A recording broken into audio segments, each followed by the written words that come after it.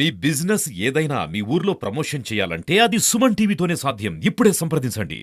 నమస్తే, welcome to Suman TV. కాకినాడలో భార్యాభర్తల మధ్య గొడవ, భర్త భార్యను కొట్టేంత వరకు కూడా వచ్చింది. రాడ్తో బలంగా కొట్టడంతో ఆమె తీవ్ర గాయాల పాలైంది. అయితే చుట్టుపక్కల వారు పోలీసు వారికి సమాచారం అందించడంతో తక్షణం పోలీసు వారు ఆవిడని హాస్పిటల్కి తీసుకురావడం జరిగింది. ప్రస్తుతం ఆవిడ పరిస్థితి అయితే నిలకడగానే ఉందని చెబుతున్నారు. మనతో పాటు గాయపడిన మహిళ ఎవరైతే ఉన్నారో తన కూతురు ఉంది. అసలు ఏం జరిగింది అనేది తెలుసుకునే ప్రయత్నం చేద్దాం. నీ పేరేంటి, ఎక్కడి నుంచి వచ్చారు మీరు? నా పేరు ఇల్లా రమ్య మేడం. నేను సర్పవరం జంక్షన్లో ఉంటాము. తరచూ మీ అమ్మగారికి మీ నాన్నగారికి ఇలా గొడవలు జరుగుతూ ఉంటాయా? తరచూ రోజు ఉంటుంది మేడం. అసలు ఏం జరిగింది ఈ రోజు మార్నింగ్ మా మమ్మీ మామూలుగా ఇంట్లో ఉంటే మా డాడీ వచ్చేసి మా మమ్మీని కొడేహారు. కొడేగానే చుట్టుపక్కల వాళ్ళు వచ్చి పోలీసులకు ఫోన్ చేయగానే పోలీసులు తక్షణం వచ్చి మా మమ్మీని గవర్నమెంట్ హాస్పిటల్లో జాయిన్ చేశారు. అంటే దేంతో కొట్టారు మీ మమ్మీని? రాడ్తో కొట్టారు. బలంగా గాయం.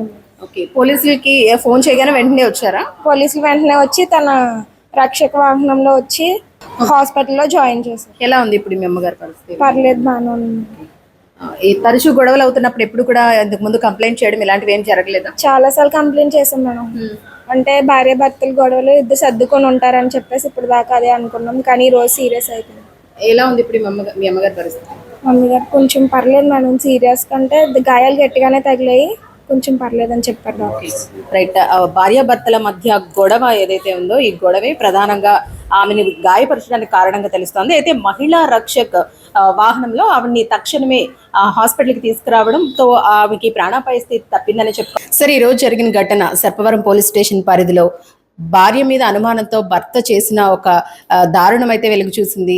అతి కిరాతకంగా కొట్టడం అనేది కూడా మనం చూస్తున్నాం. అయితే సకాలంలో మహిళా రక్షకు స్పందించి వాళ్ళు ఫోన్ చేయడంతో హుటాహుట్న ఆసుపత్రికి తరలించడం కూడా జరిగింది. కేసుకు సంబంధించిన వివరాలు చెప్పండి. ఈరోజు మధ్యాహ్నం సరిగ్గా 12 గంటల ప్రాంతంలో మేము ఈ కాకినాడ జిల్లా superintendent of police Shri Vikrant Patil sir meeting ఉందని బయలుదేరుతున్నాం. ఆ మీటింగ్కి బయలుదేరి కరెక్ట్గా నేను బయటకు వచ్చే టైంలో రాజు అనే ఇతను కూడా నాకు ఇంతకుముందు తెలుసు. ఇంతకుముందు ఈ భార్యాభర్తలో వాళ్ళ పిల్లలు సంబంధించి ఒక కేసు జరిగింది, ఆ కేసులో రావడం జరిగింది. రాజు వచ్చి నేను బయలుదేరుతూ ఉండగా నా భార్యని నేను ఊసలెట్టి పొడి చేశాను, మరి ఎలా ఉందో నాకు తెలియదు, చచ్చిపోయి ఉండొచ్చు అని చెప్పేసి చెప్పడం జరిగింది.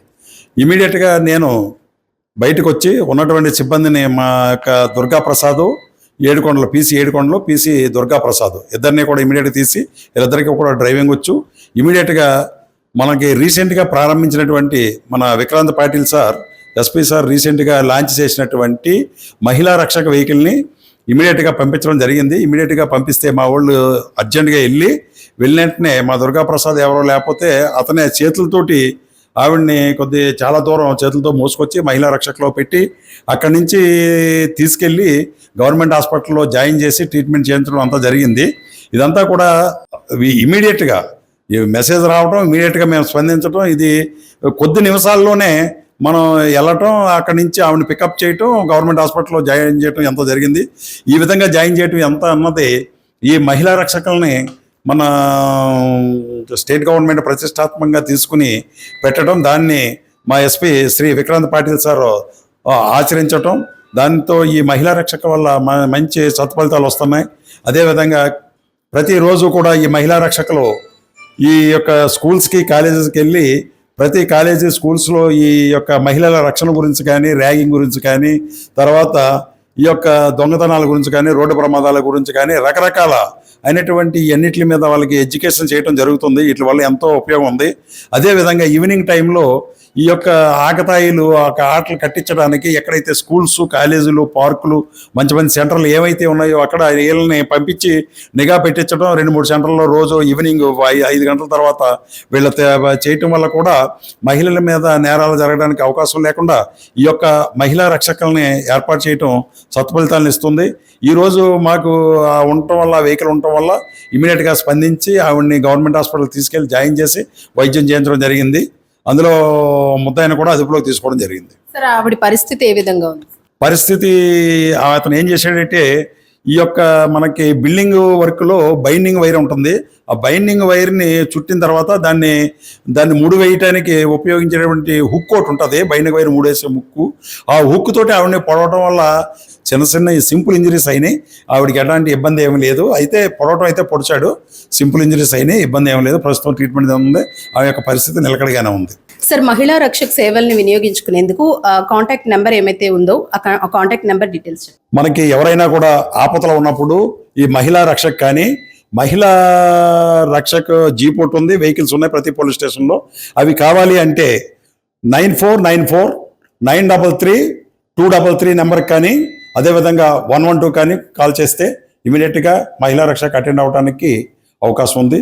ఈ సేవల్ని వినియోగించుకోవాల్సిందిగా మహిళలందరికీ కూడా విజ్ఞప్తి చేస్తున్నాం. మొత్తానికి ఈరోజు జరిగిన ఘటన ఏదైతే ఉందో సర్పవరం పిఎస్ పరిధిలో భర్త అనుమానంతో భార్యను పొడవడం అయితే జరిగింది. అయితే అనంతరం పోలీస్ స్టేషన్కి వచ్చి ఇన్ఫామ్ చేయడంతో వాళ్ళు త్వరితగతిన స్పందించి మహిళా రక్షక్ వెహికల్ని పంపించి ఆమెను ఆసుపత్రికి తీసుకెళ్ళడం జరిగింది. రీసెంట్గా లాంచ్ చేసిన మహిళా రక్షక్ ఎంతో మందికి రక్షణ కల్పించే దిశగా అడుగులు వేస్తుందనడానికి ఇదే ఒక ఉదాహరణ. ముఖ్యంగా కాలేజెస్ అలాగే రద్దీగా ఉండే ప్రాంతాల్లో మహిళలకు రక్షణ కల్పించేందుకు ఈ మహిళా రక్షక్ను ప్రవేశపెట్టారు. ఇది ఎంతగానో ఉపయోగపడుతుందంటూ కూడా చెప్తున్న పరిస్థితి. కెమెరా పర్సన్ చిన్నతో అనుశ్రీ, సుమన్ టీవీ, కాకినాడ.